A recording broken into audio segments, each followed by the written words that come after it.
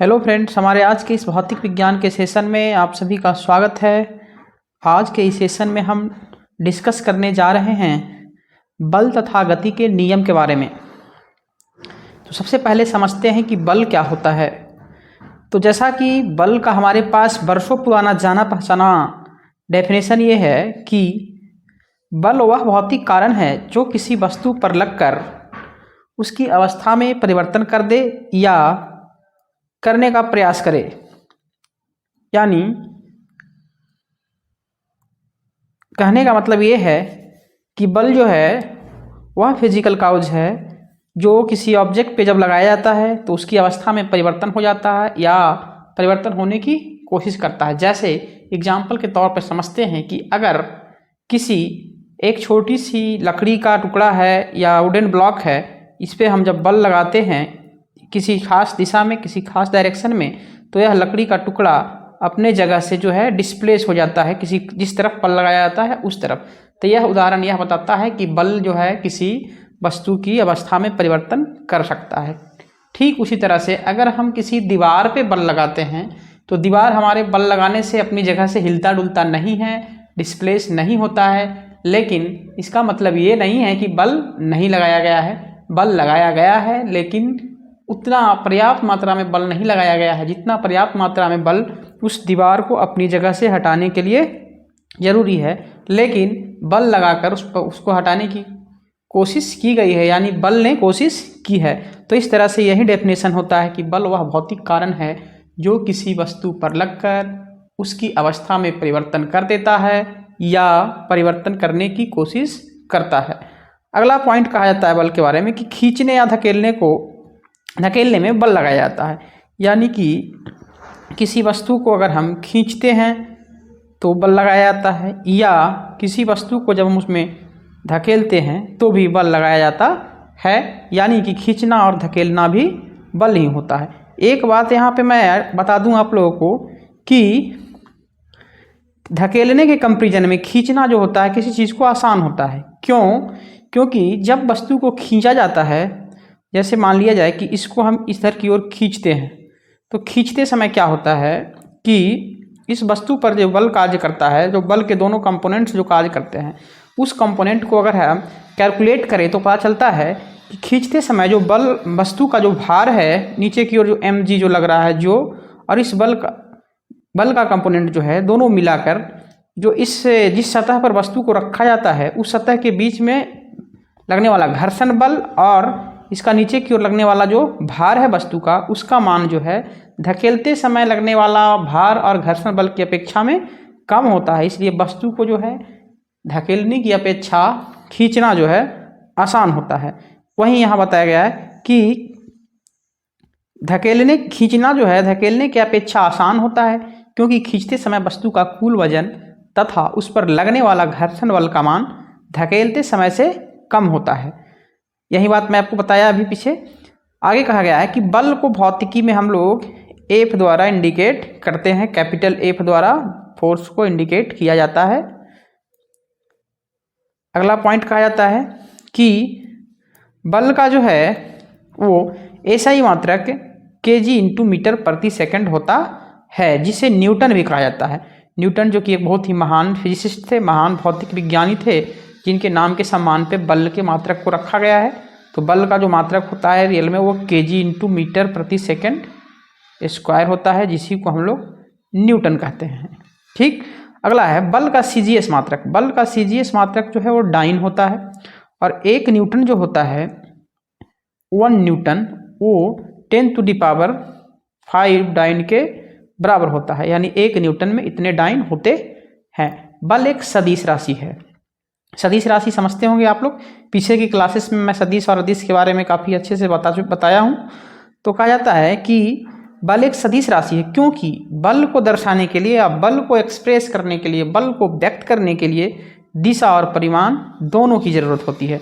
यानी इसके लिए सिर्फ और सिर्फ परिमाण ही नहीं बल्कि उसको बताने के लिए डायरेक्शन की भी आवश्यकता होती है। यानी कि जैसे कि माना जाए कि कोई ऑब्जेक्ट है, तो इस पर अगर हम बल लगा रहे हैं, अगर मान लेते हैं ये F1 बल इधर से लगा रहे हैं, F2 इधर से, तो ये भी बताना है कि कितना बल लगाया जा रहा है। मान लेते हैं ये 5 न्यूटन का लग रहा है और ये जो है 10 न्यूटन का। तो इसके साथ ये भी बताना जरूरी है कि बल जो हम 5 न्यूटन लगा रहे हैं वो किस दिशा में लगा रहे हैं और ये 10 न्यूटन लगा रहे हैं वो किस दिशा में लगा रहे हैं। तो इस तरह से ये बात पता चलता है कि बल को दर्शाने के लिए दिशा और परिमाण दोनों की आवश्यकता है। अतः बल जो है क्या है, एक सदिश राशि है, सदिश राशि है। और एक बात और है कि जो बलों का जो सदिशों को जोड़ने का जो नियम होता है उसका भी पालन करता है। तो इस तरह से बल के पास वो सारी क्राइटेरिया मौजूद है जिसके कारण कि बल को सदिश राशि कहा जाता है। अगला है बल के प्रभाव, यानी बल क्या क्या कर सकता है। तो सबसे पहला प्रभाव बल का है कि बल किसी स्थिर वस्तु को गतिशील बना सकता है। बल लगाकर हम जब कोई वस्तु स्थिर अवस्था में है तो उस वस्तु को हम गति की अवस्था में लेकर आ सकते हैं। जैसे एज फॉर एग्जाम्पल्स आप देखते हैं कि फुटबॉल ग्राउंड में जब फुटबॉल रेस्ट अवस्था में होता है यानी विराम में होता है तो फुटबॉल प्लेयर अपने पैर से उस पर किक लगाकर बल लगाता है, जिसके कारण फुटबॉल जो है वो गतिशील हो जाता है। ठीक उसी तरह से जैसे कोई ट्रेन है, मतलब रेलगाड़ी है या फिर कार है या कोई और भी, जैसे उसमें क्या होता है कि इंजन के द्वारा उस पर बल लगाया जाता है। तो जब इंजन के द्वारा बल लगाया जाता है तो वह पहले विराम की अवस्था में होता है और विराम से है जो कि फिर क्या होता है वो गतिशील अवस्था में हो जाता है। तो पहला प्रभाव ये है कि किसी स्थिर वस्तु को जो है बल गतिशील कर सकता है। अगला कहा जा रहा है कि बल किसी गतिशील वस्तु को विराम अवस्था में ला सकता है, यानी कि जब कोई वस्तु गतिशील है यानी कि चल रहा है तो बल लगाकर उसको रोका जा सकता है। एज फॉर एग्जाम्पल क्रिकेट के मैदान में क्या होता है, जब बैट्समैन बैट से बॉल को शॉट मारता है तो फील्डर जो है बल लगाकर उस गेंद को रोक देता है, यानी उसकी गति को रोक देता है। ठीक उसी तरह से जैसे कि कोई चलती हुई रेलगाड़ी, चलती हुई कार, बाइक, मोटरसाइकिल में क्या होता है, हम ब्रेक लगाकर उस पर बल अप्लाई करते हैं, फोर्स अप्लाई करते हैं तो वह जो है क्या होता है, चलते रुक जाता है, यानी उस गति अवस्था से विराम अवस्था में आ जाता है। तो दूसरा प्रभाव तो इसका ये है कि बल किसी गतिशील को विराम में ला सकता है। अगला प्रभाव है बल किसी वस्तु की आकृति को अस्थायी या अस्थायी रूप से बदल सकता है। किसी वस्तु पर अगर आप बल अप्लाई करेंगे तो उसकी जो अवस्था है, स्टेट है, वो टेम्पोरली और परमानेंटली चेंज हो सकता है। जैसे कि एग्जाम्पल के तौर पे हम देखें कि अगर हम कोई रबर का बैंड है तो रबर बैंड पर को हम जब बल लगाकर इधर की ओर और फिर इधर की ओर भी बल लगाकर खींचते हैं तो क्या होता है, इसका साइज बड़ा हो जाता है, यह इलोंगेट हो जाता है, फैल जाता है। लेकिन जैसे ही बल हटा लेते हैं हम, फिर से यह अपने जो है मतलब नेचुरल शेप में आ जाता है। तो इसमें क्या हुआ, बल जो है अस्थायी रूप से उसमें परिवर्तन लाता है। लेकिन अगर किसी हैमर यानी हथौड़े से किसी कांच के ग्लास पे बल लगाते हैं तो उस कंडीशन में क्या होता है कि ग्लास टूटकर चूर चूर हो जाता है और फिर से वह अपने आप स्वतः अपने पुरानी अवस्था में नहीं आ सकता। तो यहाँ पे क्या हो गया, अस्थायी परिवर्तन हो गया, यानी कि बल किसी वस्तु की अवस्था को अस्थायी रूप से या अस्थायी रूप दोनों से बदल सकता है। अगला है बल किसी गतिशील वस्तु की गति को घटा या बढ़ा सकता है। यानी कहने का मतलब ये है कि अगर कोई वस्तु गतिशील है तो बल लगाकर उसकी उसकी गति को बढ़ाया भी जा सकता है और घटाया भी जा सकता है। फॉर एग्जाम्पल अगर कोई कार चल रही है सड़क पे, मान लेते हैं कि 10 मीटर प्रति सेकंड के वेग से, उस पर जब बल लगाया जाता है, एक्सेलरेशन दिया जाता है, उसमें त्वरित किया जाता है उसको, तो उसका वेग जो है मान लेते हैं कि बढ़ के 10 से हो जाता है 20 मीटर प्रति सेकंड।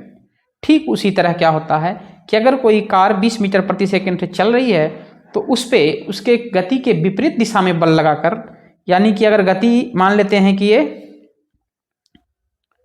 एक कार है,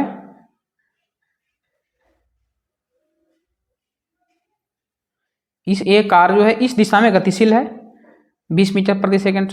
जब इसके विपरीत दिशा में हम बल लगाते हैं तो क्या होता है, इसकी गति में कमी आ जाती है। ठीक उसका एग्जाम्पल है कि जब कार के इंजन के द्वारा जब गति के दिशा में बल लगाएंगे तो कार की गति बढ़ जाएगी और जब गति के विपरीत दिशा में लगाएंगे तो कार की गति घट जाएगी। तो इस तरह से कहा जाता है कि बल किसी गतिशील वस्तु की गति को घटा या बढ़ा सकता है। अगला पॉइंट है कि बल किसी गतिशील वस्तु के गति की दिशा को बदल भी सकता है। यानी कि कोई वस्तु मान लिया जाए कि किसी एक खास दिशा में गतिशील है, जैसे मान लेते हैं कि एक बॉल है, यानी जो कि क्रिकेट बॉल है जो मान लिया जाए कि v वेग से गतिशील है। अब बैट्समैन बॉलर क्या करता है, बॉल फेंकता है बैट्समैन की ओर, मान लेते हैं v वेग से, और बैट्समैन जो है इस बॉल पे अपने बैट के द्वारा, अपने बल्ले के द्वारा बल लगाता है और बल लगाकर इसकी गति को किसी दूसरी दिशा में बदल देता है। तो इस तरह से कहा जाता है कि बल किसी गतिशील वस्तु के गति की दिशा को बदल सकता है। तो इतने प्रभाव हो गए बल के, कौन कौन हो गए। पहला तो कि बल किसी वस्तु की अवस्था को अस्थायी रूप से या स्थायी रूप से बदल सकता है, किसी वस्तु को गति से विराम में और विराम से गति में लेकर आ सकता है, किसी वस्तु की गति को बढ़ा सकता है या घटा सकता है, या किसी गतिशील वस्तु की गति की दिशा को बदल सकता है। तो ये सारे बल के प्रभाव हैं। अगला है बल के प्रकार।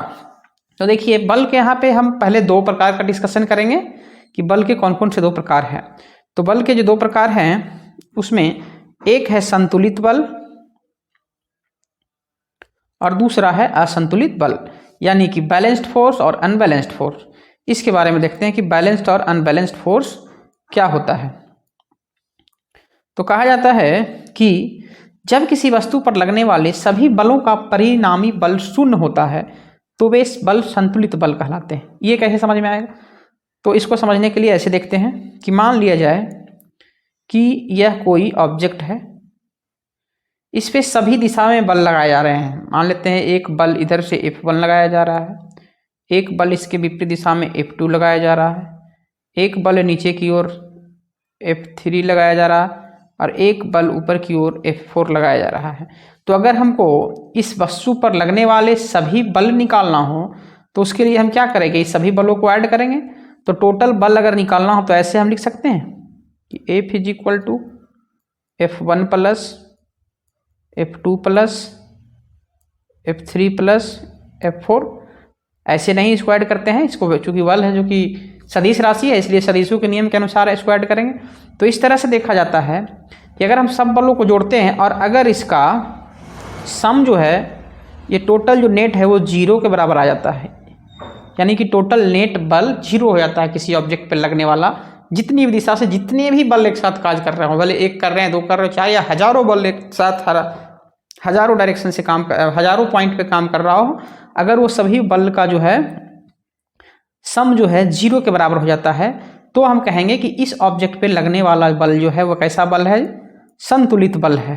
तो वही कहा जा रहा है कि जब किसी वस्तु पर लगने वाले सभी बलों का परिणामी बल शून्य होता है तो वे सभी बल संतुलित बल कहलाते हैं। संतुलित बल में सभी बल एक दूसरे के बराबर और विपरीत दिशा में कार्य करते हैं। यानी कहने का मतलब ये है कि यहाँ पे जो कर रहा है इस ऑब्जेक्ट पे 4 बल काम, तो कहा जाता है कि जो F1 बल है उसके विपरीत दिशा में F2 काम कर रहा है, यानी F1 जो है इक्वल है किसके, -F2 के। -F2 इसलिए क्योंकि दोनों बल तो बराबर है लेकिन दिशा विपरीत है। ठीक उसी तरह से जिस तरह से कि F4 जो है वो बराबर है -F3 के, या F3 जो है बराबर है -F3 F4 के बराबर है। तो वही है, इस पॉइंट को यहाँ बताया गया है कि संतुलित बल में सभी बल एक दूसरे के बराबर और विपरीत दिशा में कार्य करते हैं। अगला पॉइंट है कि संतुलित बल किसी गतिशील या विराम अवस्था वाले वस्तु की अवस्था में कोई परिवर्तन नहीं करता है। यानी किसी वस्तु पर जब संतुलित बल लगता है, यानी कि संतुलित बल का मतलब क्या कि total net force is equal to 0। और आप जानते हैं कि जब किसी वस्तु पर नेट फोर्स 0 हो, यानी इसका मतलब ये पता चलता है कि उस पर कोई बल कार्य नहीं कर रहा है। और ये बात आप बहुत अच्छे से जानते हैं कि जब किसी तरह का कोई बल कार्य नहीं करेगा तो वह किसी वस्तु की गतिशील अवस्था हो या विराम अवस्था हो उसमें कोई परिवर्तन नहीं कर सकता। जब किसी वस्तु पर लगने वाले सभी बलों के परिणामी बल शून्य नहीं होता है तो उसे असंतुलित बल कहा जाता है। यानी कि किसी ऑब्जेक्ट पे जो ढेर सारा बल कार्य कर रहा है is not equal to 0। Total force जो है इस पे लगने वाला F टोटल अगर 0 के बराबर नहीं है तो इस तरह के बल को जो हम क्या कहेंगे, असंतुलित बल कहेंगे। असंतुलित बल में वस्तु पर लगने वाले सभी बल बराबर और विपरीत दिशा में कार्य नहीं करते। जैसा अभी मैंने बताया कि एक ऑब्जेक्ट है, इस पे मान लेते हैं इधर की ओर इस डायरेक्शन में F1, इस डायरेक्शन में F2, इस डायरेक्शन में F3 और इस डायरेक्शन में F4 बल कार्य कर रहा है। तो संतुलित बल में क्या था कि F1 था जो -F2 के बराबर था, यानी ये दोनों बल बराबर थे लेकिन विपरीत दिशा में। ठीक उसी तरह से F3 और F4 ही बराबर थे और विपरीत थे। लेकिन असंतुलित बल में ऐसा नहीं है, यानी कि F1 जो है इज इक्वल टू -F2 के बराबर नहीं है। उसी तरह से F3 जो है -F4 के बराबर नहीं है। यानी कि सभी बल एक दूसरे के बराबर, भले ही विपरीत दिशा में हो या किसी दूसरे दिशा में हो, लेकिन बराबर नहीं होते हैं। तो ये हो गया असंतुलित बल। अगला पॉइंट कहता है असंतुलित बल किसी वस्तु की गति या विराम की अवस्था में परिवर्तन कर सकते हैं। यानी कि अगर किसी वस्तु पर लगने वाला नेट फोर्स 0 नहीं है, यानी नेट फोर्स 0 नहीं है, इसका मतलब है कि उस पर कोई न कोई बल किसी न किसी दिशा में जरूर कार्य कर रहा है। और अगर कोई न कोई बल किसी न किसी दिशा में कार्य करेगा, इसका मतलब है कि वह वस्तु की गतिशील अवस्था में या विराम अवस्था में परिवर्तन करने की शक्ति रखता है, वो परिवर्तन करेगा। तो यही कहा जा रहा है कि असंतुलित बल जो है परिवर्तन ला सकता। अब एक बहुत ही महत्वपूर्ण पॉइंट यहाँ पे हम डिस्कस करेंगे कि बल के तो बहुत सारे और प्रकार होते हैं, जैसे घर्षण बल, तनाव बल, इस तरह से और भी है, विद्युत चुंबकीय बल, विद्युतीय बल, अलग अलग बल है। लेकिन जितने भी हमारे यूनिवर्स में, हमारे इस प्रकृति में, नेचर में जितने भी सभी तरह के बल कार्य करते हैं, वो सभी बल मुख्य रूप से, मूल रूप से 4 ही तरह के बल होते हैं। और उसी 4 बल को हम लोग कहते हैं फंडामेंटल फोर्सेस, यानी कि मौलिक बल कहते हैं। हमारे ब्रह्मांड में जो है मुख्य रूप से 4 तरह के मौलिक बल कार्य करते हैं। इसमें पहला जो है वो है गुरुत्वाकर्षण बल, ग्रेविटेशनल फोर्स। कहता है किसी 2 या अधिक वस्तुओं के बीच उनके द्रव्यमान के कारण लगने वाला बल गुरुत्वाकर्षण बल कहलाता है। यानी कि समझा जाए कि अगर 2 वस्तु है, 2 ऑब्जेक्ट है, एक ऑब्जेक्ट ये है, इसका द्रव्यमान मान लेते हैं कि m1 है, और एक ऑब्जेक्ट ये है, इसका द्रव्यमान m2 है। तो कहा जाता है कि अगर 2 वस्तु है और इसके पास द्रव्यमान है, अगर वस्तु है तो द्रव्यमान जरूर होगा, क्योंकि बिना पदार्थ का कोई वस्तु नहीं होता। लेकिन कहता है कि 2 वस्तु के द्रव्यमान है और उसके बीच की कुछ दूरी पे सेपरेट है, मान लिया जाए, या बहुत लंबी दूरी है या पास की दूरी है। तो कहता है इन दोनों वस्तु के बीच में जो दोनों द्रव्यमानों के कारण जो बल लगेगा, आकर्षण बल जो लगेगा द्रव्यमान के कारण, उस बल को हम लोग गुरुत्वाकर्षण बल कहते हैं। और ये प्रकृति का, नेचर का एक बहुत ही इंपॉर्टेंट फंडामेंटल फोर्स है। तो ये कहता है कि यह लंबी दूरी अनंत तक कार्य करता है। यानी कि यह बल जो है ये लंबी दूरी तक, यानी कि लगभग अनंत तक कार्य करने वाला बल है। ये इसको दूरी से कोई प्रभाव नहीं पड़ता। दोनों वस्तु, अगर द्रव्यमान है 2 वस्तु में, तो कितनी ही दूरी पे दोनों क्यों न हो, उनके बीच जो है गुरुत्वाकर्षण बल कार्य करेगा। ये गुरुत्वाकर्षण कहता है इसके लिए किसी माध्यम की जरूरत नहीं होती है। गुरुत्वाकर्षण बल को कार्य करने के लिए किसी माध्यम की आवश्यकता नहीं है। यह सार्वत्रिक बल है और यह हमेशा आकर्षण के रूप में कार्य करता है। यूनिवर्सल फोर्स है, हमेशा ये ब्रह्मांड में कार्य करता रहता है और ये आकर्षण के रूप में कार्य करता है, इसमें विकर्षण नहीं होता। इसकी अपेक्षिक प्रबलता 10⁻³ होता है। ये बहुत ही इंपॉर्टेंट, याद रखने योग्य बात है, ये बहुत वेरी इंपॉर्टेंट है, क्योंकि अक्सर जो है ऑब्जेक्टिव में इस तरह के सवाल पूछ लिए जाते हैं कि गुरुत्वाकर्षण बल का अपेक्षिक प्रबलता कितना होता है, तो 10⁻³ होता है। इसे न्यूटन के गुरुत्वाकर्षण नियम से प्राप्त किया जाता है। न्यूटन का गुरुत्वाकर्षण नियम क्या है?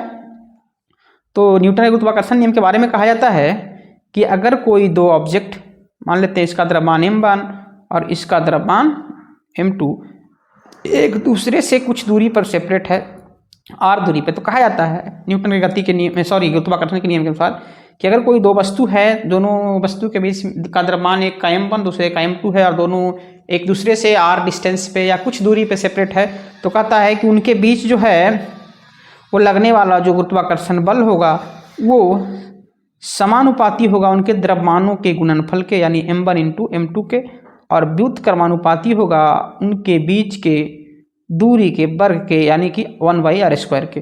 फिर इसको अगर हम कैलकुलेट करते हैं तो ये हो जाता है f m1 m2/r²। इसी को हम इस तरह से लिख सकते हैं कि f = G m1 m2/r², जहाँ g को हम लोग बोलते हैं यूनिवर्सल कांस्टेंट ऑफ ग्रेविटेशन, गुरुत्वाकर्षण का सार्वत्रिक नियतांक बोलते हैं इसको, यूनिवर्सल कांस्टेंट ऑफ ग्रेविटेशन। और g का वैल्यू जो होता है वो होता है 6.67 × 10⁻⁻11 न्यूटन × m²/kg²। ये होता है g का मान। तो ये हो गया गुरुत्वाकर्षण का नियम न्यूटन का, यानी ये गुरुत्वाकर्षण बल होता है जो कि एक प्रकार का क्या है, फंडामेंटल फोर्स है। अगला है विद्युत चुंबकीय बल कहता है दो या अधिक आवेशित वस्तुओं के बीच लगने वाला बल, आवेशों के बीच लगने वाला बल जो है क्या कहलाता है, विद्युत चुंबकीय बल कहता है।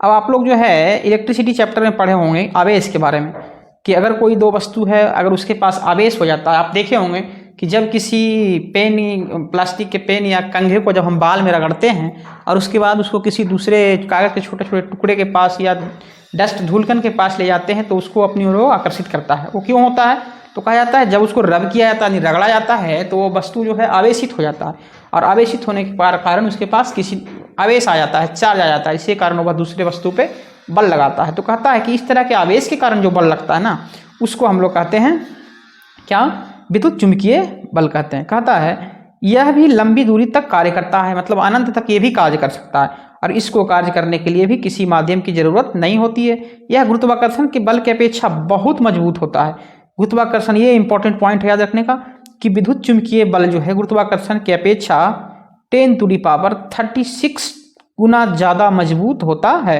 यह आकर्षण या विकर्षण दोनों हो सकता है, यानी कहने का मतलब है कि विद्युत चुंबकीय बल में आकर्षण भी हो सकता है और विकर्षण भी, जबकि गुरुत्वाकर्षण में क्या था, हमेशा ये अट्रैक्टिव नेचर में था, यानी हमेशा सिर्फ आकर्षण होता था। लेकिन यहाँ पे जो है इसमें आकर्षण और विकर्षण दोनों हो सकता है। अगर सेम चार्ज रहेगा, यानी कि प्लस प्लस चार्ज है, प्लस प्लस आवेश है, तो इसमें विकर्षण हो जाएगा, और अगर एक प्लस और एक माइनस है तो इसमें क्या हो जाएगा, आकर्षण हो जाएगा। कहता है इसकी आपेक्षिक प्रबलता 10⁻⁻² होता है। ये भी याद रखने पॉइंट है, विद्युत चुंबकीय बल की अपेक्षिक प्रबलता जो होता है 10⁻⁻² होता है। इसका एग्जाम्पल में जैसे तनाव बल, घर्षण, स्प्रिंग बल, ये सब क्या है, ये सब जो है विद्युत चुंबकीय बल के उदाहरण हैं। अगला बल है जिसको बोलते हैं हम लोग प्रबल नाभिकीय बल, यानी स्ट्रॉन्ग न्यूक्लियर फोर्स। ये क्या है, इसके बारे में देखते हैं। स्ट्रॉन्ग न्यूक्लियर फोर्स तो कहा जाता है, आप सभी जानते होंगे, इसको जानने से पहले हम एक पॉइंट डिस्कस करना चाहेंगे यहाँ पे, कि जितने भी हमारे आसपास इस यूनिवर्स में, इस नेचर में वस्तुएं हैं, वो सभी वस्तुएं किसी न किसी छोटे, अगर ये कोई वस्तु है तो ये जो है बहुत ही सूक्ष्म कणों से मिलकर बना होता है जी, उसको कहते हैं अणु। और ये अणु भी जो है बहुत छोटे छोटे कणों से बन के बना होता है, उसको बोलते हैं परमाणु। और ये परमाणु क्या होता है ना, कि परमाणु भी 3 मौलिक कण से बना होता है। उसमें एक होता है इलेक्ट्रॉन,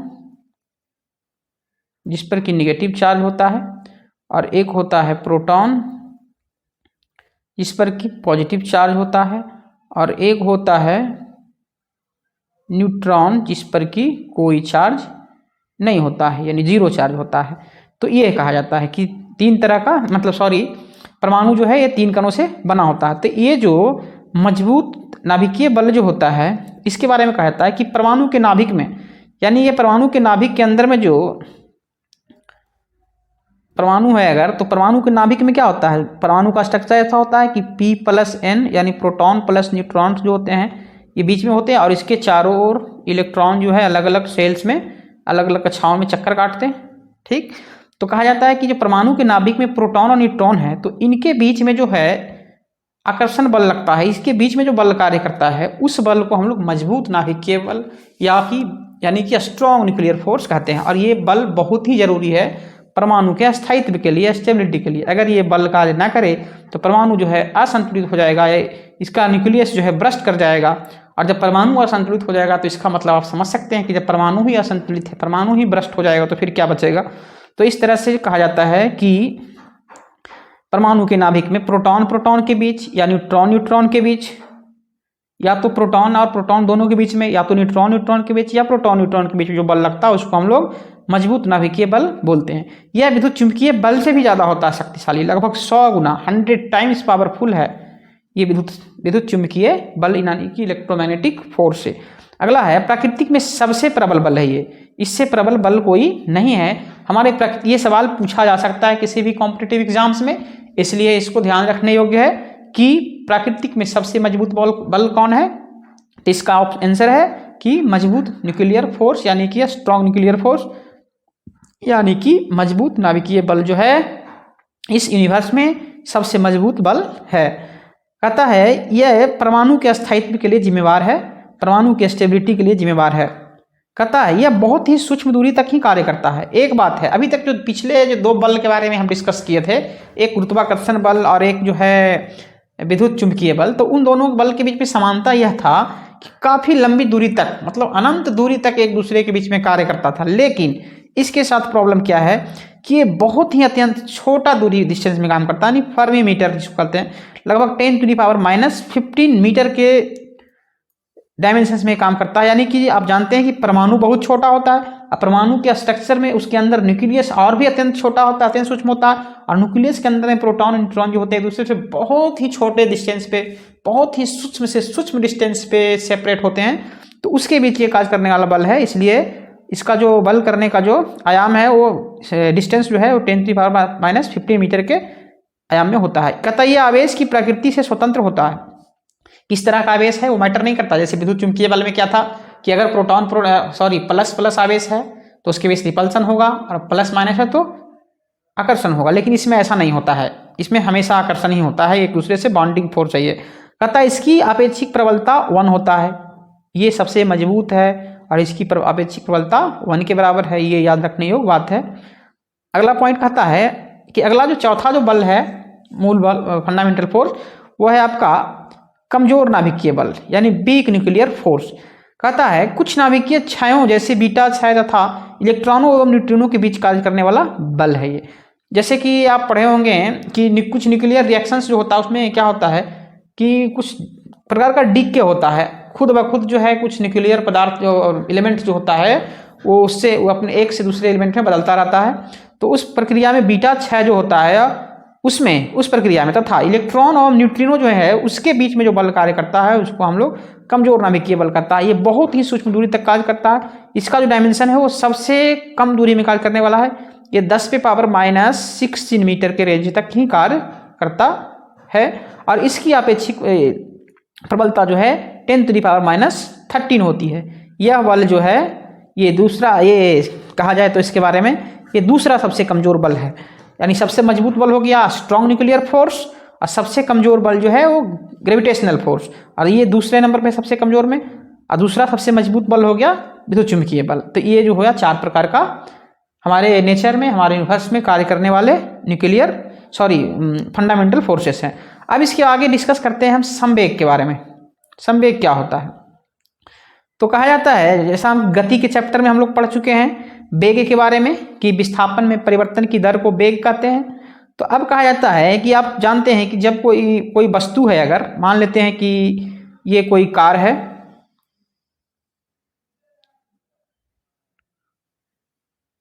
ये कार है, इस कार के पास कुछ ना कुछ तो द्रव्यमान होगा जी।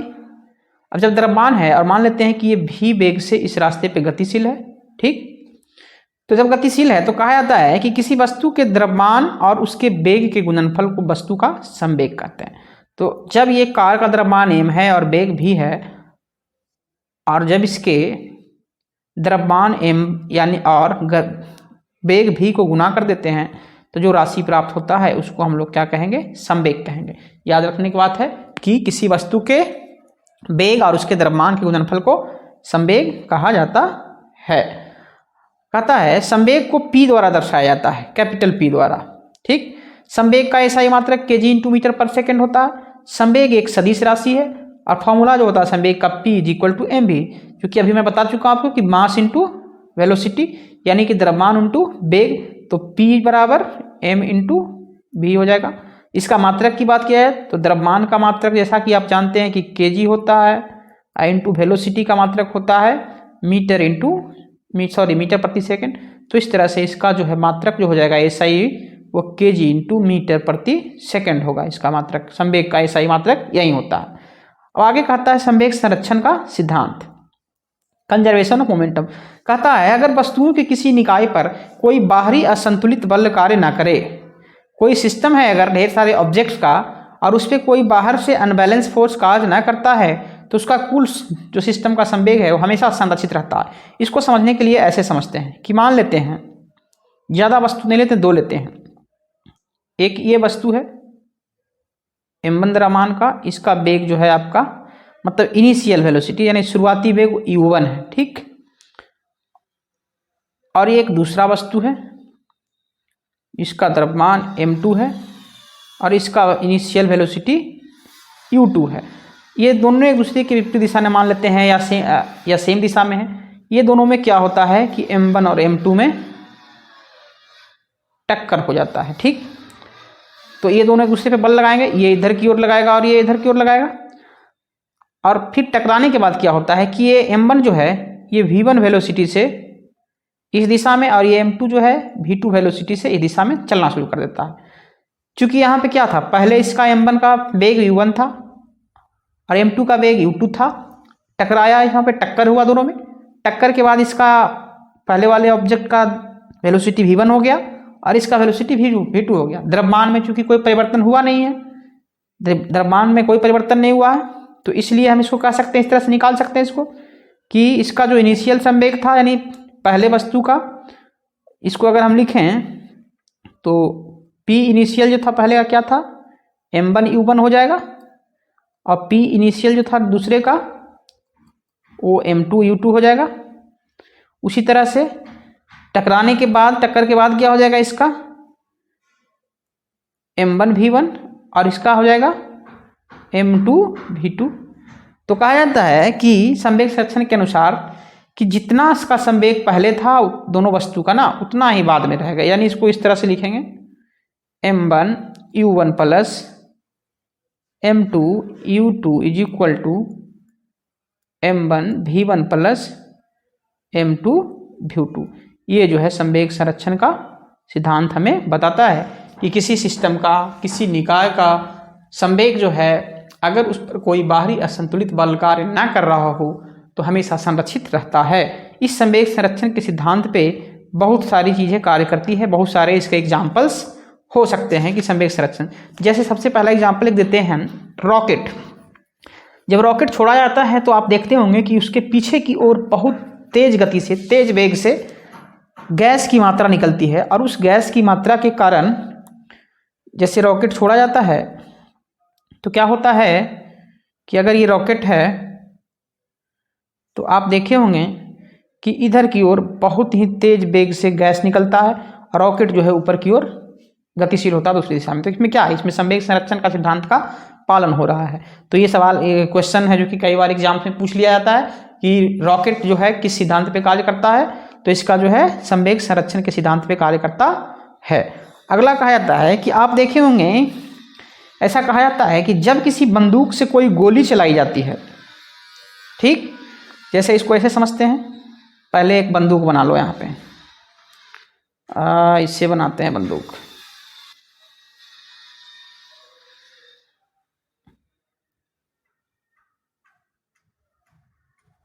ये एक बंदूक है मान लेते हैं, ठीक। कहता है इस बंदूक का द्रव्यमान मान लेते हैं कि बड़ा, मतलब कैपिटल M। कहता है कि इस बंदूक में एक गोली भरा गया है और बंदूक से गोली चलाई जाती है। मान लेते हैं कि ये जो है एक बुलेट है यानी गोली है, इसका द्रव्यमान छोटा m मानते हैं, और इस जब गोली चलाया जाता है तो इस बंदूक से निकली हुई गोली का वेग मान लेते हैं कि v1 है, या इसको आप ऐसे मान लो कि ये स्मॉल v, ठीक, स्मॉल v है। इसको ऐसे समझते हैं कि किसी बंदूक जिसका द्रव्यमान बड़ा m है, कैपिटल M है, में एक बुलेट भरा गया है जिसका कि द्रव्यमान स्मॉल m है। जब बंदूक से फायर किया जाता है तो इससे गोली निकलती है और स्मॉल v वेग से गतिशील होती है। तो कहा जाता है कि संवेग संरक्षण के सिद्धांत के अनुसार इस वस्तु पर जो है, जिस वेग से गोली आगे की ओर निकलती है, जिस संवेग से आगे की ओर निकलती है, उसी संवेग से वह पीछे की ओर धक्का भी देती है। तो मान लेते हैं कि इसका वेग जो है कैपिटल V है, ठीक, और ये माइनस होगा क्योंकि इसका दिशा जो है विपरीत दिशा में है। तो इसको इस तरह से हम समझेंगे कि संवेग के संरक्षण का सिद्धांत क्या कहता है कि पहले का संवेग इज इक्वल टू बाद का संवेग। तो पहले जो है गोली और बंदूक एक साथ था, तो इसका संवेग हम इस तरह से, अगर हम गोली का संवेग निकालते हैं तो क्या हो जाएगा, small m v is equal to minus of, बंदूक चूंकि पीछे की ओर धक्का देगी, कैपिटल M भी। तो यहाँ से जो है गोली का वेग अगर दिया है, बंदूक का द्रव्यमान दिया है और गोली का द्रव्यमान दिया है, तो हम बंदूक का वेग निकाल सकते हैं कि किस वेग से जो है बंदूक पीछे की ओर हटेगी। यानी बंदूक का वेग capital V is equal to हो जाएगा आपका क्या, capital V is equal to minus of small m small v by capital M। तो ये जो है बंदूक जो है पीछे की ओर धक्का भी जो देती है वो संवेग संरक्षण के सिद्धांत पर। उसी तरह से जब हम देखते हैं कि नदी में कोई नाव होता है तो नाव पर जब कोई नाव से कोई व्यक्ति छलांग लगाता है धरातल की ओर तो नाव जो है पीछे की ओर हट जाती है। तो उसमें भी यही प्रक्रिया कार्य होता है। संवेग संरक्षण का सिद्धांत वहाँ भी कार्य करता है कि जिस संवेग से वो आदमी छलांग लगाता है उसी संवेग से वो नाव को पीछे की ओर धक्का भी देता है। तो वही है कि क्रिया के पहले संवेग इज इक्वल टू क्रिया के बाद का संवेग। अब हम देखते हैं न्यूटन के बहुत ही जरूरी और फेमस 3 गति के नियम। पहला कहता है कि न्यूटन ने गति के संबंधित 3 नियम दिए। इसमें पहला नियम कहता है कि कोई वस्तु तब तक एक समान गति या विराम की अवस्था में रहना चाहते हैं जब तक कि उस पर कोई बाहरी बल कार्य न करे। यानी कहने का मतलब ये है कि जब कोई वस्तु चल रही है, गतिशील है, मान लेते हैं कि एक समान वेग से, या वह रुकी हुई है, तो वह तब तक रुकी रहना चाहेगा, तब तक रुका हुआ रहना चाहेगा या तब तक चलता रहना चाहेगा जब तक कि उसमें कोई बाहरी बल लगाकर छेड़छाड़ ना किया जाए। जैसे कि आप देखते होंगे कि अगर बस चल रही है तो चलती रहती है और जब ब्रेक लगाया जाता है तो वो रुकती है, यानी तब उसमें बदलाव होता है। अगर कोई वस्तु किसी जगह पे बस खड़ी है, रुकी हुई है, तो तब तक नहीं चलती जब तक उसे बल नहीं लगाया जाता है। तो ये है जो कि न्यूटन की गति का पहला नियम है। कहता है न्यूटन की गति के पहले नियम से बल की परिभाषा प्राप्त होती है, बल की परिभाषा मिलती है। बहुत ही VVI पॉइंट है, ये बहुत सारे एग्जाम से पूछा गया है कि न्यूटन के गति के पहला नियम हमें क्या बताता है, या इस तरह से इसी को उल्टा पूछ लिया जाता है कि बल की परिभाषा हमें न्यूटन के किस गति नियम से प्राप्त होती है। कहता है कि न्यूटन के गति के पहले नियम को जड़त्व का नियम भी कहते हैं। अब जड़त्व यानी लॉ ऑफ इनर्शिया, इनर्शिया यानी जड़त्व क्या होता है, तो कहा जाता है कि जड़त्व जो है किसी वस्तु का वह गुण है जिसके कारण वह अपने शुरुआती अवस्था में परिवर्तन का विरोध करता है। परिवर्तन का विरोध करने का मतलब क्या, कि अगर वो चल रहा है तो चलते ही रहना चाहता है कि भाई मुझे छोड़ दो, मुझे डिस्टर्ब मत करो। अगर वो रुका हुआ है तो रुका हुआ रहना चाहता है तब तक कि जब तक उस पर कोई बल न लगाया जाए। बल लगाया जाएगा, संतुलित बल लगाया जाएगा तो ये अवस्था में परिवर्तन करेगा, यानी वो अपनी अवस्था में परिवर्तन का विरोध करता है। और कोई वस्तु का द्रव्यमान यानी कि मास जितना ज़्यादा होगा उसका जड़त्व यानी इनर्शिया उतना ही ज़्यादा होगा। एक छोटी गेंद है और एक बड़ा सा कार है, और एक या फिर कार से बड़ी एक रेलगाड़ी है या एक जहाज है, उसका जो इनर्शिया है बहुत ज़्यादा होगा। ठीक, तो ये कहा जाता है कि ये भी सवाल पूछ लिया जाता है कि न्यूटन के पहले गति के नियम को क्या कहते हैं, तो इसको हम लोग जड़त्व का नियम भी कहते हैं। अगला स्लाइड चलते हैं। दूसरा नियम जो क्या है, कहता है कि संवेग में परिवर्तन की दर लगाए गए बल के समानुपाती होता है। न्यूटन की गति का दूसरा नियम यह बताता है कि संवेग में परिवर्तन का जो दर होता है वह उस वस्तु पर लगाए गए बल के समानुपाती होता है। और एक पॉइंट यहाँ मिसिंग है कि वह परिवर्तन जो है उस वस्तु के द्वारा लगाए गए बल के दिशा में ही होता है। जैसे कि अगर इस वस्तु में बल लगाया जा रहा है तो इस दिशा में ही परिवर्तन होगा। न्यूटन की गति के दूसरे नियम से बल का फॉर्मूला प्राप्त होता है, बल का सूत्र हमको प्राप्त होता है। ये भी पूछा गया है बहुत सारे एग्जाम्स में कि न्यूटन के गति के नियम दूसरे नियम से क्या प्राप्त होता है, या इसी को उल्टा इस तरह से पूछ लिया जाता है कि हमें बल का व्यंजक या बल का सूत्र, बल का फॉर्मूला न्यूटन के किस गति नियम से प्राप्त होता है, तो दूसरे गति नियम से हमें प्राप्त होता है। इसको समझते हैं कि कैसे प्राप्त होता है बल का फॉर्मूला, तो देखते हैं इसको। मान लेते हैं कि यह कोई ऑब्जेक्ट है जो कि u वेग से, इसका द्रव्यमान मान लेते हैं m है, u वेग से गतिशील है। ठीक, अब क्या कर दिया जाता है ना कि इस पे एक बल लगाया जाता है F, और यह बल जो है इस पे t टाइम तक, समय तक कार्य करता है, जिसके कारण अब जो है t समय के बाद, एक मिनट सॉरी,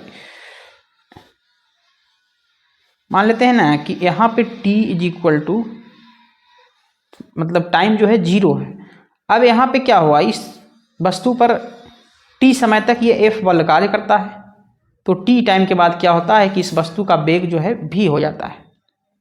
ठीक, फिर से देखिए ध्यान से इसको कि कोई वस्तु है इसका द्रव्यमान m है और वह वस्तु u वेग से किसी खास दिशा में गतिशील है, उस वस्तु पर क्या किया जाता है कि t समय के लिए एक बल F जो है वस्तु की गति की दिशा में या किधर भी लगाया जाता है, जिसके कारण उस वस्तु के वेग में परिवर्तन होता है और t समय बाद उसका वेग भी हो जाता है। जैसा कि मैं बता चुका हूं पीछे कि जब किसी गतिशील बल में यह ताकत है कि वह किसी गतिशील वस्तु की गति को कम कर सकता है या बढ़ा सकता है, घटा सकता है, नहीं परिवर्तन ला सकता है। तो क्या होता है, इसको इस तरह से लिखेंगे कि इसका पहले का संवेग निकाल लेते हैं, P इनिशियल अगर निकाले शुरुआती संवेग तो कितना हो जाएगा, mu हो जाएगा, और P फाइनल यानी बाद का संवेग अगर निकाले तो क्या हो जाएगा, mv हो जाएगा। क्यों? क्योंकि पहले का जो वेग है u है, तो संवेग का फॉर्मूला क्या होता है, P इक्वल टू mv। तो P इनिशियल मतलब प्रारंभिक संवेग mu और P फाइनल यानी कि प्रारंभिक संवेग mv। अब कहता है t समय बाद इसमें बदलाव हो गया, तो संवेग में परिवर्तन कितना हुआ। अब देखिए न्यूटन के दूसरे गति नियम लगाते हैं यहाँ पे, तो कहता है संवेग में परिवर्तन की दर जो है लगाए गए बल के समानुपाती होता है। यानी यहाँ इस तरह से लिख सकते हैं कि F समानुपाती क्या, संवेग में परिवर्तन की दर, यानी इसको लिख सकते हैं F समानुपाती होगा क्या, संवेग में परिवर्तन की दर यानी कि कितना संवेग में बदलाव हुआ उसका रेट। तो पहला संवेग में परिवर्तन कैसे निकालेंगे, उसका PF यानी कि अंतिम संवेग में से शुरुआती संवेग निकालेंगे और दर यानी कि समय से इसको डिवाइड करेंगे, तो क्या हो जाएगा, निकल के आ जाएगा ये F PF कितना है भाई, mv है माइनस mu बाई t। अब इसको इस तरह से लिख सकते हैं हम, m कॉमन हो जाएगा, v minus u by t। अब याद करो गति चैप्टर को, गति में हम लोगों ने क्या देखा था, ये क्या होता था, ये v minus u by t को क्या कहते हैं, त्वरण कहते थे, a यानी कि एक्सेलरेशन। तो इस तरह से हम लिख सकते हैं F समानुपाती m इंटू a। अब कहता है कि सभी राशि को जब हम SI मात्रक में लेते हैं तो क्या हो जाता है, इसको यहाँ से समानुपातिक चिन्ह हटाएंगे तो इसके जगह हमको एक कांस्टेंट देना पड़ेगा KMA। तो कहता है कि अगर हम सारे को, द्रव्यमान को भी, त्वरण को भी और बल को भी जब हम SI मात्रक में लेते हैं तो K का मान 1 हो जाता है। तो इस तरह से F is equal to m into a, ये जो है हमें निकल के आता है बल का सूत्र। तो यही कहता है न्यूटन की गति का दूसरा नियम कि rate of change of momentum is directly proportional to applied force and the changes will be in the direction of applied force. यानी कि किसी संवेग में परिवर्तन की दर उस पर लगाए गए बल के समानुपाती होता है और परिवर्तन जो होता है उस लगाए गए बल के दिशा में होता है। यह होता है न्यूटन की गति का दूसरा नियम। न्यूटन की गति के दूसरे नियम से हमें बल का जो है व्यंजक यानी सूत्र प्राप्त होता है। अगला पॉइंट है तीसरा, बल के न्यूटन की गति का तीसरा नियम क्या कहता है। कहता है ये बहुत ही आसान है, क्रिया और प्रतिक्रिया हमेशा बराबर और विपरीत दिशा में होती है। Action and reaction be always equal and opposite in direction. क्रिया और प्रतिक्रिया हमेशा बराबर और विपरीत दिशा में होती है। इसको समझते हैं न्यूटन की गति के तीसरे नियम को। तो इसमें कहा जाता है कि अगर ये कोई ऑब्जेक्ट है, वस्तु है, और ये कोई दूसरा वस्तु है, ये मान लेते हैं ना कि ऑब्जेक्ट 1 है और ये 2 है, तो कहा जाता है कि जब दोनों एक दूसरे से टकराते हैं, ये इससे और ये इससे, तो ये दोनों एक दूसरे पे बल लगाएंगे। जितना बल ये पहला वाला ऑब्जेक्ट दूसरे पे लगाएगा, यानी इसको मान लेते हैं ना कि पहले वाले ऑब्जेक्ट के द्वारा लगाया गया बल F12 है। इसका मतलब ये कि पहले वाले वस्तु के द्वारा दूसरे पर लगाया गया बल, और इसके द्वारा मान लेते हैं लगाया गया बल है F21, यानी दूसरे ऑब्जेक्ट के द्वारा लगाया गया पहले ऑब्जेक्ट पे। तो कहा जाता है न्यूटन की गति के नियम के अनुसार कि दोनों वस्तुओं के द्वारा जो जब क्रिया होगा, यानी टक्कर होगा, तो प्रतिक्रिया में एक दूसरे पे बल लगाया जाएगा। तो ये जो बल होगा ये बराबर होगा और विपरीत दिशा में होगा, यानी कि F12 इज इक्वल टू होगा F21 माइनस साइन ये बताता है कि ये बल जो है विपरीत दिशा में होगा। तो ये न्यूटन के गति का तीसरा नियम है। न्यूटन के गति के तीसरे नियम पे ही संवेग संरक्षण का सिद्धांत जो मैंने बताया अभी पीछे वो कार्य करता है। और इसके बहुत सारे उदाहरण है।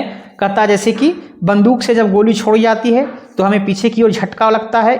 इसका कारण है कि बल से जब गोली आगे जाती है उतनी ही बल से वह पीछे की ओर प्रतिक्रिया स्वरूप बंदूक पर लगाती है। उसी तरह से रॉकेट की गति, जब रॉकेट से तेज गति से गैस नीचे की ओर निकलती है तो उसी गति से रॉकेट जो है आगे की ओर गति करता है। नाव को जल में चलाने के लिए क्या क्या आता है कि जो पतवार होता है नाव चलाने वाला, तो उससे जल को जो है पीछे की ओर धकेला जाता था। जब जल को पीछे की ओर धकेलते हैं तो जल जब पीछे की ओर जाता है तो वह न्यूटन की गति के तीसरे नियम के अनुसार आगे की ओर बल लगाता है। अब कहता है हम अपने भार का जो अनुभव करते हैं वह भी प्रतिक्रिया बल का ही उदाहरण है। तो ये जो हुआ न्यूटन की गति के तीसरा नियम है। तो इस तरह से आज का ये सेशन समाप्त हुआ। आशा करते हैं आप सभी को ये सेशन पसंद आया होगा।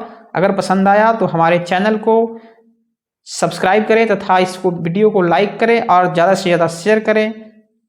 धन्यवाद।